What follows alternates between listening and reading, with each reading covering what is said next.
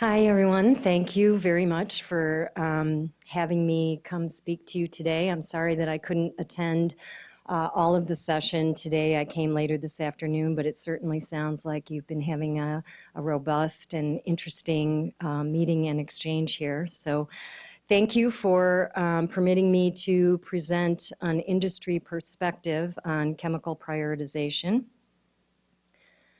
The agenda for my presentation is to give you a little bit of background into how ACC came to develop a prioritization tool and the purpose of that tool in our view. Secondly, to mention a little bit about EPA's work plan chemical prioritization process and the work plan chemical risk assessments that they are currently conducting under TSCA, the Toxic Substances Control Act, in OPPT, the Office of Pollution Prevention and Toxics. And then to present some of ACC's views on prioritization processes and how to improve the process used by EPA going forward. I'll then spend a little bit of time describing the ACC tool that we developed and then summarize some of the benefits of the tool and our, at least in our view, the approach that we have proposed. So by way of background, in 2009, ACC published 10 principles for TSCA modernization. And one of those 10 principles calls for EPA to systematically prioritize chemicals for safe use determinations. Coincidentally, in 2009, EPA also published principles for TSCA modernization, which called for manufacturers and for EPA to assess and act on priority chemicals. And from 2009 to current 2013, there have been a number of congressional hearings on TSCA, on several bills that have been proposed to modernize TSCA, and there has been a real movement since 2009 and a general consensus among witnesses at these hearings that prioritization was essential.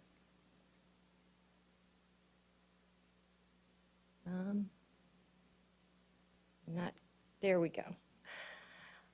And since that time, we have seen that EPA has been persuaded as well and underwent a prioritization of sorts in 2011 to 2012 and came out with a list of 83 priority work plan substances that they announced that they intended to be doing targeted risk assessments on from 2012 through 2015.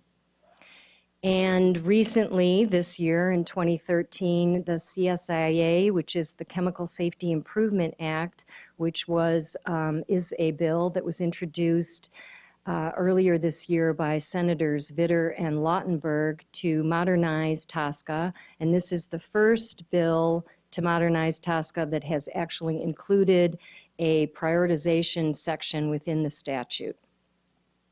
So it's clear that, you know, from a practical standpoint, we have limited resources, limited time, and this really requires that we focus on those substances that are of highest priority for further evaluation. Regarding EPA's work plan chemical prioritization process, in ACC's view, this was an extremely important step forward for the agency. TSCA does not specifically direct or mandate the agency to undertake a prioritization, but it nevertheless is within the agency's authority, and it was a very positive step forward by the agency. Initially, the agency was focusing, in our view, too much on hazard and didn't have an exposure component to the prioritization process that they first brought to a stakeholder dialogue. And we were certainly pleased to see that following that stakeholder dialogue, they did listen to industry viewpoints and others that were calling for an integration of hazard and exposure factors to identify substances for further evaluation. Nevertheless, we believe that this process employed by the agency certainly can be improved going forward, not for purposes of the 83 that they've identified for targeted risk assessments, but for moving forward beyond those. And if and when TSCA is modernized under the new statute, we certainly hope that they will employ a more robust prioritization process. The process that the agency did employ was not sufficiently based on objective science-based criteria that could be applied consistently across all chemicals evaluated. They began their prioritization assessment by looking at lists that currently existed and then whether substances within those lists met certain factors that the agency was concerned about. The result in ACC's view is that there are inherent biases that exist, and the priorities identified might not actually represent the highest hazard and greatest exposure potential, and therefore could be a waste of time and resources on the part of the agency. ACC's views for improvements in going forward, as I mentioned, is that priority setting should be objective and science-based. It should integrate hazard and exposure criteria to set priorities. And as others have mentioned today, if you have high exposure with no hazard, it shouldn't be a concern. Similarly, high hazard with no exposure, also not a concern. And the highest priorities really exist at the intersection of highest hazard and greatest exposure. So in 2009, when ACC published its 10 principles for TSCA modernization, as I mentioned, one included that substances ought to be prioritized. And we started to look hard into how this ought to be done in our view. And we did, in fact, look at some of the lists that were already out there. And the group that I worked with, the member companies, we said it's not enough to just say that the lists are wrong or weren't derived properly. We have to look into how were they derived? Were the substances listed identified based on objective scientific criteria? And so when we undertook that analysis and we determined that no, these lists were not selected that way and our advocacy is based and driven by science, we then set our minds toward looking at what criteria ought to be applied to determine priority setting. So we worked through 2009 and 10 and developed a tool, and then took a fresh look at it again in 2011 and refined the tool so that it would address chemicals lacking sufficient information for priority setting. The tool that we had developed was based on the criteria underpinning the globally harmonized system for classification. And so we ensured that the tool that we were developing had greater alignment of the tool with those classification criteria. And we also made sure that we were incorporating some scientific advances that had taken place at the Pelston workshop in 2009, I believe it was, regarding persistence and bioaccumulation, and an overall assessment that the tool had scientific rigor. So the concept that we developed is displayed here in a matrix with a hazard on the vertical axis and exposure on the horizontal. And the hazard ranking, we have separate scores for human hazard and environmental hazards.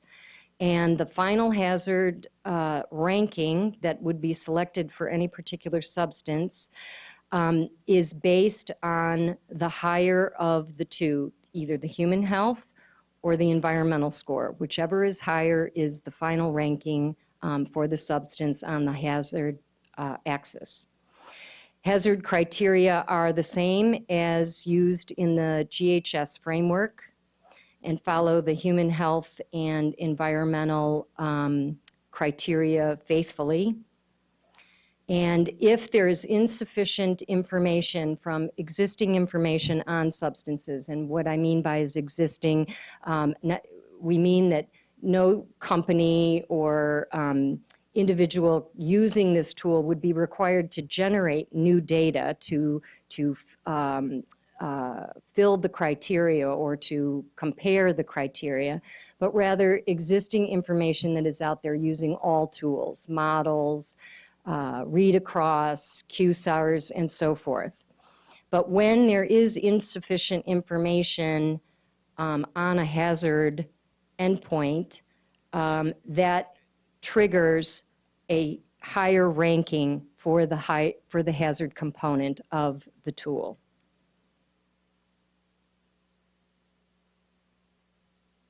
And not intending to go through this in any detail, but just to show you the layout of the criteria that exist for the low, medium, medium, high, and high components of the hazard aspect to the tool.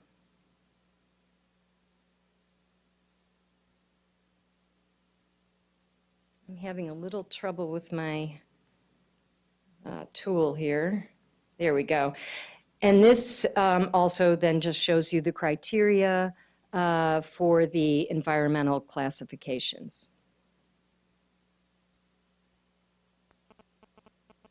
There we go.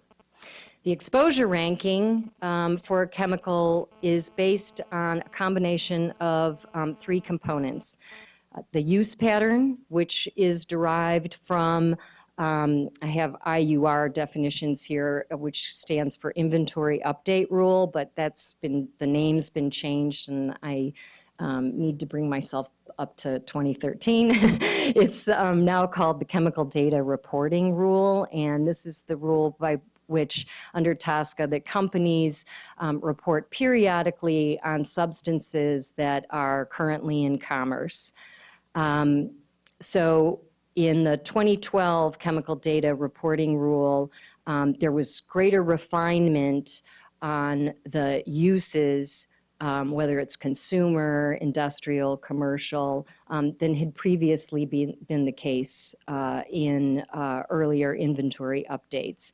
So we use that use pattern, production volume, and then persistence and bioaccumulation. And there is a score for each of these three, and then it is then added together to derive a final score, which will then determine the scoring that will go into the exposure component of the tool.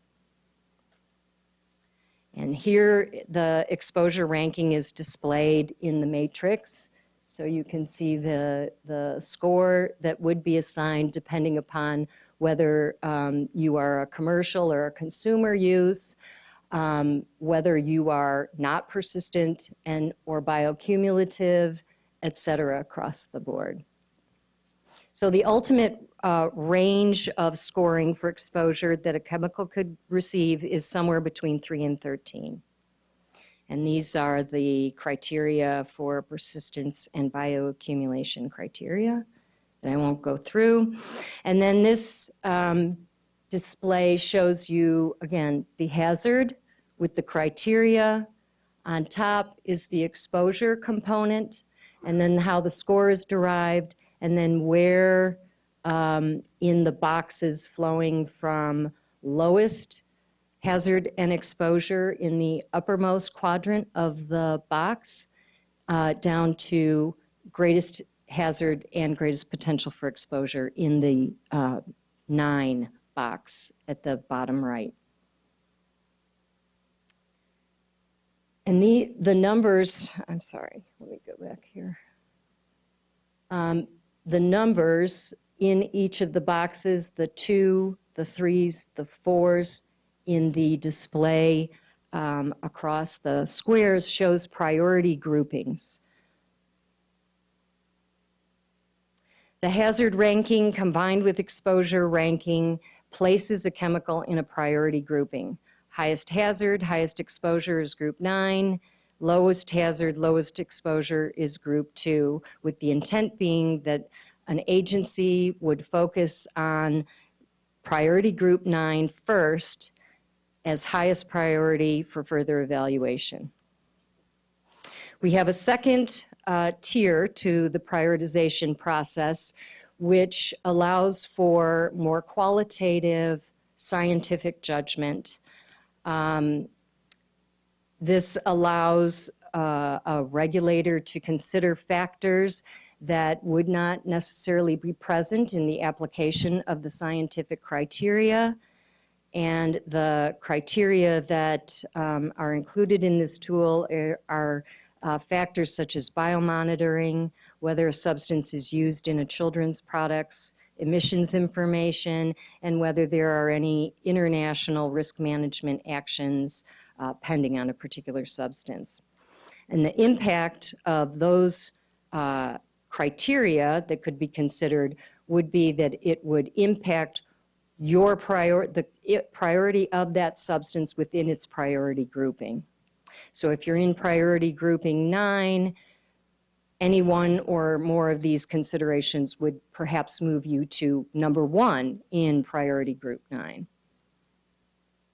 And this is just an example that you have here to show you how it might actually work for a particular substance. And I've been given my warning here, so I won't necessarily go through that. But I think when you look at the slides on your own, you'll be able to make sense of the pink boxes there.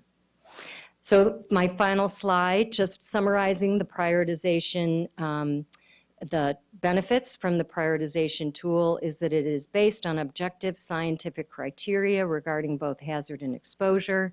It addresses human health and environmental safety.